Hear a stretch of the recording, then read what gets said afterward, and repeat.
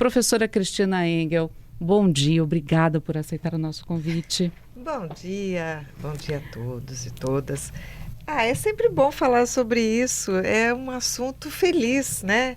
Os desafios que a gente tem nos motivam cada vez mais, porque quando a gente constrói nesses lugares, quando a gente planeja e constrói nesses lugares, na verdade, o que nós estamos fazendo? Nós estamos fazendo todo o possível para que coisas como a Antártica não derreta. Nós estamos trabalhando com sustentabilidade, nós estamos trabalhando até para provar que é possível, sim, que o homem esteja em determinados lugares sem causar danos ao ambiente. E a mulher também. Não, gente, olha só. Porque quando você ouve falar na pesquisa relacionada aos animais marinhos em tal lugar, quando você ouve falar na pesquisa do tempo em tal lugar, primeiro precisou ir alguém na frente para construir minimamente uma estrutura para que esses pesquisadores pudessem continuar o trabalho deles. É justamente o trabalho que a Cristina faz. Quer dizer, você vai para lugares que não tem nada, não tem água doce, não tem um relevo para você construir nada, e você tem que construir minimamente uma base para que as pessoas possam fazer seus trabalhos de pesquisa, não é isso? Isso. A Antártica foram mais de 30 anos trabalhando lá, né? Então, para nós, já ficou algo muito conhecido. E nós construímos também em outros lugares, como o Atol das Rocas, que foi muito difícil, porque não tinha recurso nenhum. Então, a gente trabalhou com madeira de apreensão, com coisas assim, para poder fazer uma estaçãozinha lá. Fizemos Trindade também, Noronha, Fernando Noronha, a parte das trilhas. Então, nós tivemos várias experiências. E aí, chegou uma hora a gente falava, caramba, nós precisamos de um desafio maior, né? Não é pouco, isso muito fácil. É fácil. Tínhamos feito também coisas em parques, tem alguns parques aqui, parques em Minas, que também a gente tem os nossos parques, que a gente quer construir com o mínimo de impacto. E que você não pode ficar levando maquinário, não pode ficar levando, né, toda aquela estrutura que normalmente uma construção tem. E aí surgiu o arquipélago de São Pedro e São Paulo. O arquipélago, esse novo. Que foi danado. Aí ele é uma ponta de rocha no meio do mar, é um terço do caminho entre o Brasil e a África, na linha do Equador, um calor infernal, não tem água doce, não tem vegetação, é muito pequenininho, a parte que é possível de ocupar é toda ocupada por aves, então é uma área de proteção ambiental, a gente não pode ocupar o lugar das aves,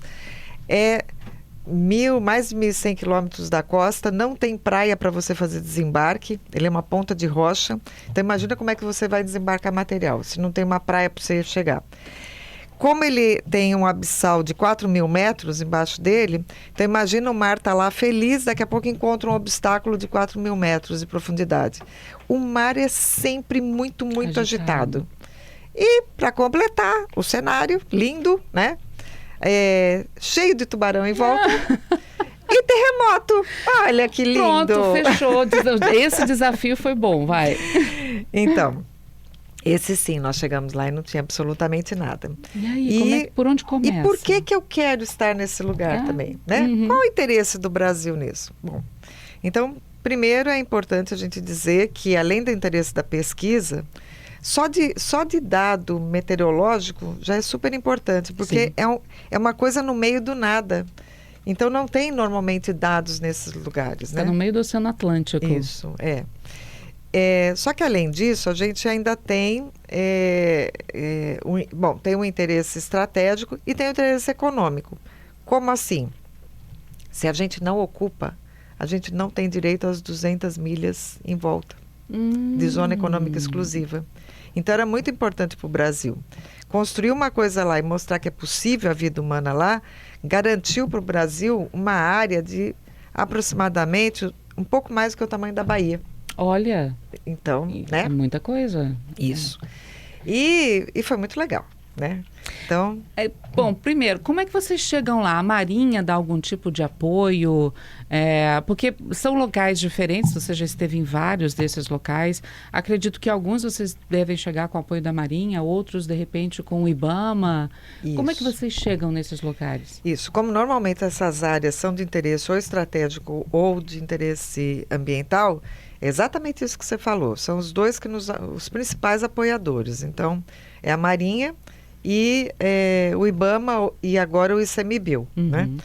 Então, para o arquipélago e para a Antártica, a gente chega com a ajuda da Marinha e da Aeronáutica também, que aí está envolvida a Aeronáutica. Então, a gente tem também uma forma de chegar, a gente chega até o Chile, atualmente é assim, a gente chega até o Chile com a Aeronáutica, depois pega o navio para a Antártica. Por arquipélago, a gente sai de Natal, no Rio Grande do Norte, e pega um navio para lá para o arquipélago. Mas também já fui com barco de pesca, para o atol já fui com veleiro.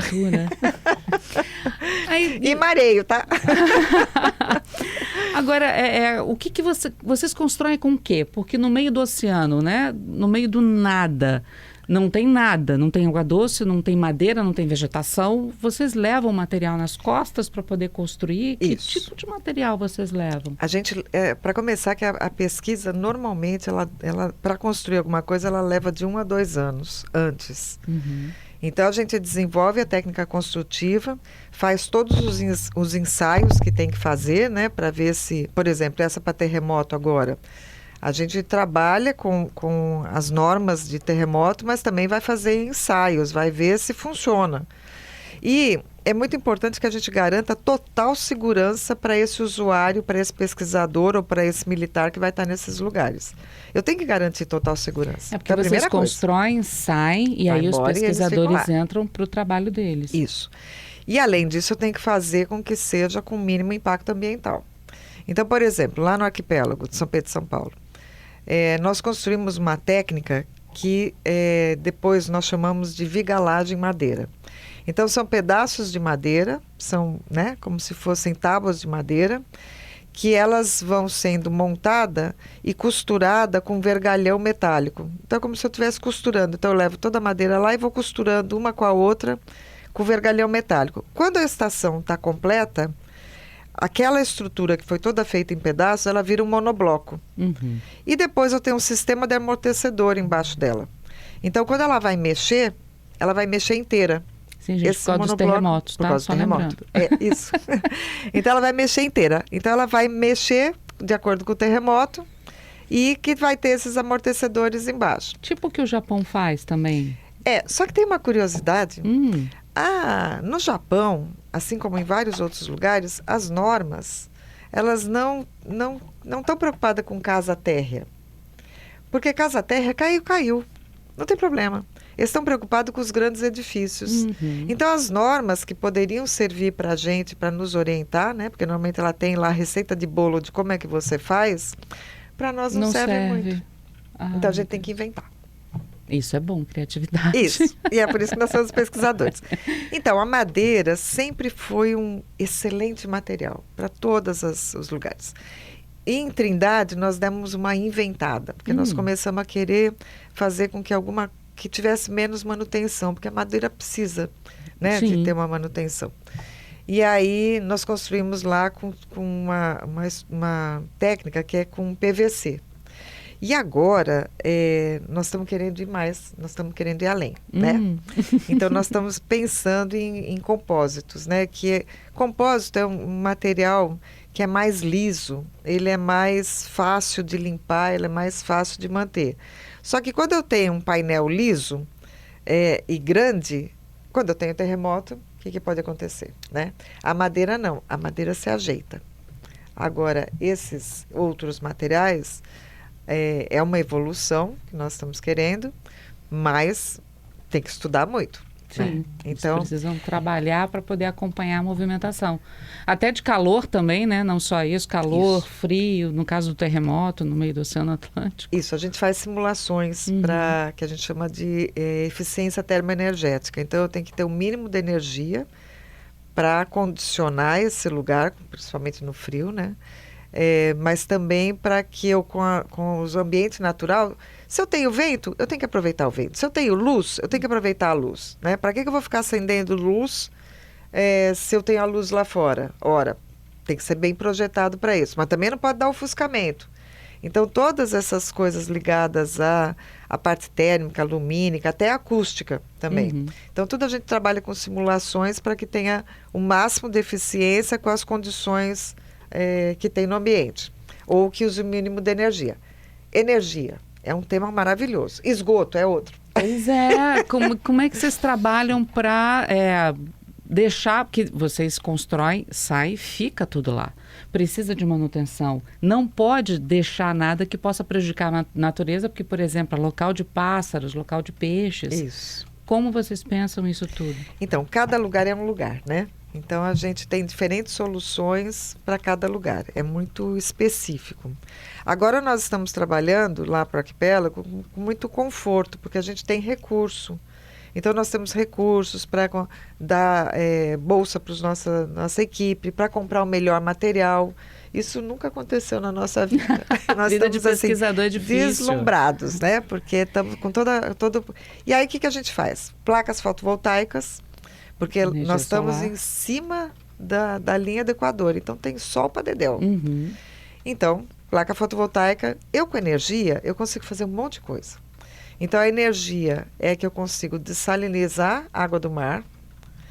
Aí, uma parte dessa água, que você pega a água do mar, aí você tira a parte que você tirou o sal e tem uma água, né, doce.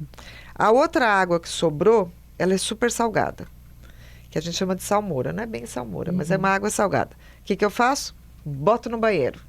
Então, vaso sanitário, que aliás nem em cidades deveria usar água tratada, né? Uhum. A gente trata a água bem popularmente para depois lavar o cocô. E jogar né? fora, É muito verdade. feio isso. E então a gente usa água salgada. E agora nós estamos estudando uma forma que não era feito antes, mas nós estamos estudando como tratar esse esgoto para que com água salgada, que não é fácil, com água salgada eu possa tratar e depois jogar dentro do mar de novo. Uhum. Então, a gente tenta fazer um ciclo mais fechado possível. O lixo ainda é um problema, mas é pouca gente que fica nessa estação. São só de 4 a 6 pessoas. Então, o lixo, nós ainda estamos trabalhando para que ele seja otimizado, para que não tenha o mínimo de embalagem. Embalagem gera um lixo enorme, né? Sim. Então, se a gente otimiza as embalagens, já começa a melhorar. Então, eu tenho que otimizar a forma desse lixo, mas isso ainda é um trabalho de longo prazo. E aí, como é que vocês fazem uma visita prévia antes de ir para construir? Muitas visitas. Muitas, né? Então, a ilha agora, o arquipélago, já é mais conhecido nosso. Eu já devo ter ido para lá umas 20 vezes. Uau. Então, A gente está falando de quantos metros quadrados para essa construção que vocês precisam fazer? é muito pequena. Ela tem, a estação mesmo é cerca de 70 metros quadrados. Depois tem até uns anexos, né? O dessalinizador para as baterias e tal. Mas Gente, o lugar mesmo é... É um apartamento de 2 quartos. Sim. E aí eu tenho que ter um quarto só. Ó. Porque... E os pesquisadores nós estamos acostumados, né? A gente fica todo mundo Dorme todo junto, mundo. não tem... e ainda tem que ter uma areazinha para laboratório. Uhum. Então, ele normalmente é o quarto, o banheiro, a cozinha, junto com a sala de estar, o laboratório e uma varanda. Porque, né, tem que ter varanda, né? Você está num lugar maravilhoso. Imagina o que é um céu estrelado num lugar como esse. Deve ser a coisa... Aí a gente vê um céu estrelado. Porque hoje a gente Isso. olha, acha que vê, mas não vê, né? Porque tem um monte de luz urbana, mas Isso lá aí. deve ser um sol estrelado. Lá a gente Um vê céu as estrelas. Lá você acha que vai pegar a estrela com a mão. Ai, que delícia. Então, não é compensador? É muito. Agora, uma coisa chamou a atenção também, porque você falou que dessa vez vocês estão tendo recursos. Sim. Mas normalmente não tem assim dinheiro sobrando para fazer isso. Porque às É. vezes as pessoas têm essa noção, pesquisador viaja o mundo inteiro, tem recurso para fazer pesquisa. Não é assim que funciona, Não, né, não é Cris? assim, não. O que nós temos hoje? Bom, hoje a gente tem o CEMIBio, né? Realmente nós estamos com um bom recurso. Esse recurso é administrado pela FEST, que é a nossa fundação lá da universidade, Fundação Espírito Santo em Tecnologia. E essa condição foi porque, eu acredito, porque tem um histórico aí de mais de 30 anos. Então, no início, quando a gente falava em construção sustentável na Antártica, dava risada, né? Uhum. Ou então falava, eu sou arquiteta com formação em tecnologia, mas tinha uma brincadeira que era que eu ia levar Kisuko, né? Que agora eu acho que é o Tang, nem tem mais Kisuko, que eu ia levar Kisuko para fazer iglu colorido. Então, era como via o arquiteto. Era um negócio horroroso. Sem chance. E mulher, né? Ainda tem essa. Olha o preconceito aí, gente. Mulher sim. no meio, trabalhando com a Marinha. Então, foi um percurso muito longo. Agora, a gente já tem, né? Eu tenho mais de 400 publicações. Então, agora a gente tem uma condição que as pessoas entendem o que a gente vai fazer. Então, é mais fácil de conseguir recurso. Mas já fizemos muita construção 0800, que a gente saía de pires na mão. E não deixou de ser bom por causa disso. É isso que eu fico pensando. Você ganha o seu salário enquanto pesquisadora da Universidade Federal do Espírito Santo, né? Mas você tem estudantes, alunos que pedem para você, buscam incansavelmente uma chance de fazer uma pesquisa de campo dessa forma. Para eles, muitas vezes, tem bolsa. As outras vezes não tem nada. Sim, é um amor mesmo. A primeira coisa que a gente tenta conseguir com o recurso de sair de pires na mão é bolsa para os meninos, né? Uhum. Esses meninos têm mania de comer 3 vezes por dia, né? Não precisava. Não precisa. Para que café da manhã, almoço e jantar? Jamais. Não precisa disso tudo, não. Então, mas como eles têm esse hábito de comer 3 vezes por dia, então a gente sai atrás de bolsa, né? Uhum. Isso é muito importante. Então, a bolsa para os alunos, normalmente a gente tenta garantir. Agora, o professor é o último. Uhum. Eu primeiro vou conseguir recurso para a bolsa, depois para os ensaios, depois para os materiais, depois para logística. O último que eu vou considerar é o meu professor. Então... Cris, fica aqui comigo, a gente só vai parar para o Repórter CBN, daqui a pouco a gente volta, porque já tem pergunta de ouvinte aqui para você também, joia. Todo mundo curioso. Estamos de volta com a professora Cristina Engel, ela que é pró-reitora de Planejamento e Desenvolvimento Institucional da UFES, pesquisadora e que viaja o mundo inteiro, né? Lugares inóspitos para construir uma base mínima que seja para que pesquisadores possam trabalhar nesses lugares e descobrirem tantas coisas boas que a gente já até relatou aqui na CBN, seja nacional, local, a imprensa de forma geral. Então, para que haja um pesquisador em um determinado lugar, precisa que a Cristina e a equipe dela vá até esse lugar e construa uma base para que esse pesquisador possa trabalhar. E ela já falou sobre a questão de custos, né? Aqui, inclusive, a gente foi para o Repórter CBN falando sobre isso, que primeiro é ver a questão dos bolsistas que precisam trabalhar e que pedem, né? Fazem fila para ter essa oportunidade de trabalho em campo. Depois, material, etc. O último mesmo é o professor, né, Cristina? Não, é isso. Que de uma forma ou de outra, nós já somos remunerados, né? Então, a gente tem o nosso salário, que eu sinceramente não reclamo, porque eu acho que a gente tem tantas oportunidades na vida de fazer coisas tão maravilhosas e que as pessoas normalmente querem ganhar muito para viajar, não é? E as pessoas me pagam para viajar. Então, para quê? Tá ótimo. Já rodou o mundo inteiro fazendo palestra, a gente dando pesquisa e mostrando para outros pesquisadores como é que é feito o trabalho dela. Já falamos sobre material, como é que eles chegam. Agora temos perguntas dos nossos ouvintes também para a Cristina. O ouvinte aqui pediu para não ser identificado, mas ele pergunta sobre a questão da solidão. Porque vocês vão com uma equipe, vão embora e depois equipes vão a esses lugares. Quanto tempo eles ficam sozinhos nesses lugares inóspitos? Então, cada lugar é diferente um do outro. Então, por exemplo, na Antártica, a pessoa fica... o pesquisador normalmente fica cerca de 1 mês e normalmente é no verão antártico, né? Que é frio para dedéu, mas é o verão antártico. Para eles está quente. E o militar fica 1 ano. Então, a gente realmente tem que tomar cuidado com isso, né? O militar, ele é selecionado previamente e tal. O militar também é um pesquisador? Não. Ou ele é só militar para a área? Ele só é para fazer o apoio lá. Uhum. E no arquipélago, em Trindade é 3 meses que o militar fica lá, normalmente o pesquisador também. No Atol das Rocas varia muito, então cada lugar é um lugar. No arquipélago, como a condição é muito extrema, então, eles ficam lá ficam por volta de 15 dias, podendo ficar 30. A viagem demora 3 dias, balançando, né? Imagina, no meio do Oceano Atlântico. Isso. E não é com a Marinha que eles vão com barcos de pesca, que não é fácil. Depois, chega lá, fica 15 dias e retorna, então, mais 3 dias balançando. A parte, né, daquilo que a gente chama da parte psicológica, do conforto psicológico, é um elemento que a gente toma muito cuidado. Então, por exemplo, A Estação Científica do Arquipélago de São Pedro e São Paulo tem esse nome lindo e, na verdade, quando você vai ver nas imagens, é uma casinha. E a gente faz questão de que seja uma casa com cara de casa, para a pessoa se sentir em casa. Então, nada de ficar inventando de botar container. Na Antártica nós fizemos muito container, né? Porque era a tecnologia da época. Mas nada de botar o pesquisador lá para ele se sentir parte de um experimento. Isso não. Então, essa busca do conforto, né?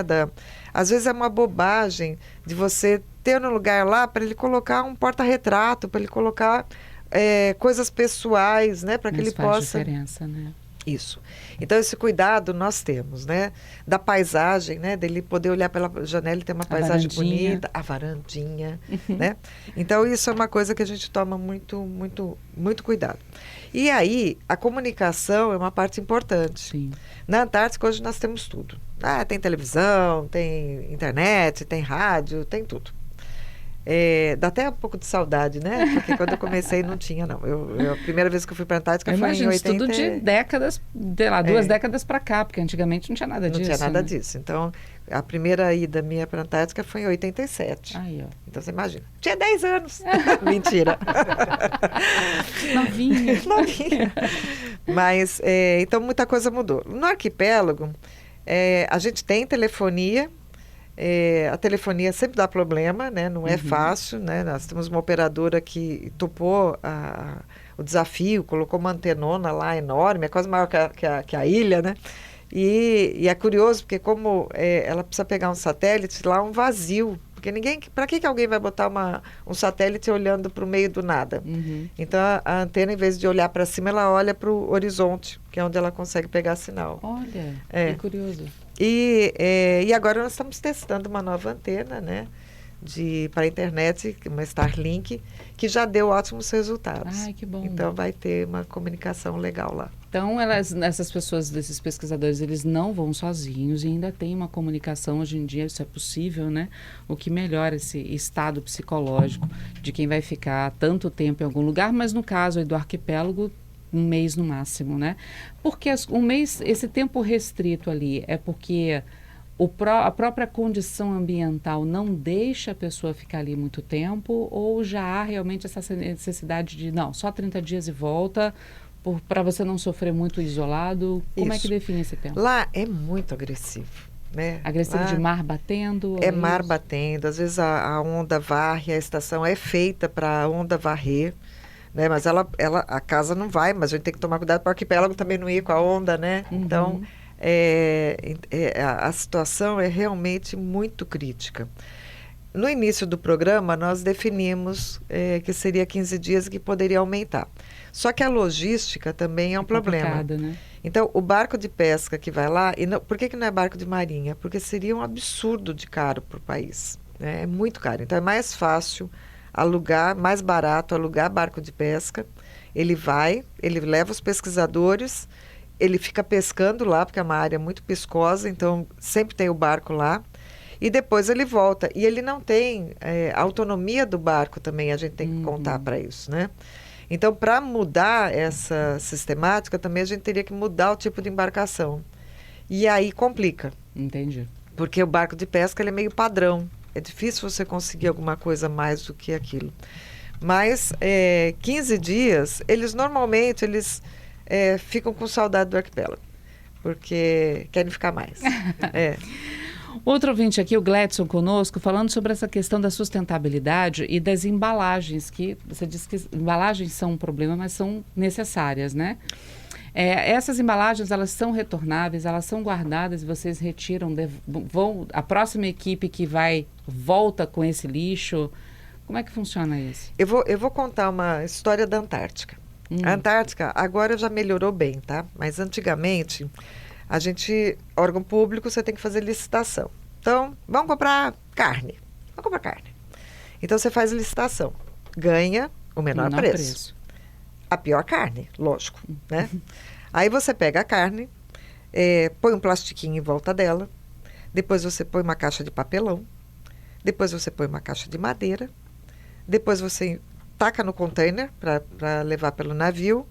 A caixa de madeira não é dimensionada para ficar justa, né? Para ter a quantidade de caixas que fecha um container.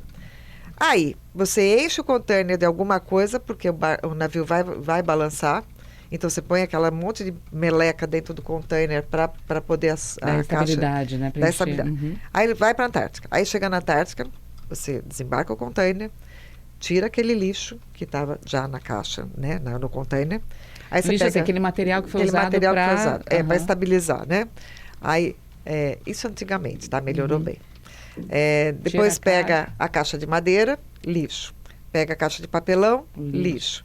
Leva a carne para a frigorífera, depois ela vai para a cozinha, tira o plastiquinho, lixo.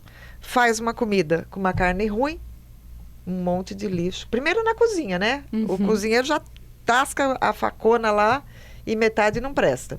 Aí faz a comida é ruim, o pesquisador deixa metade no prato.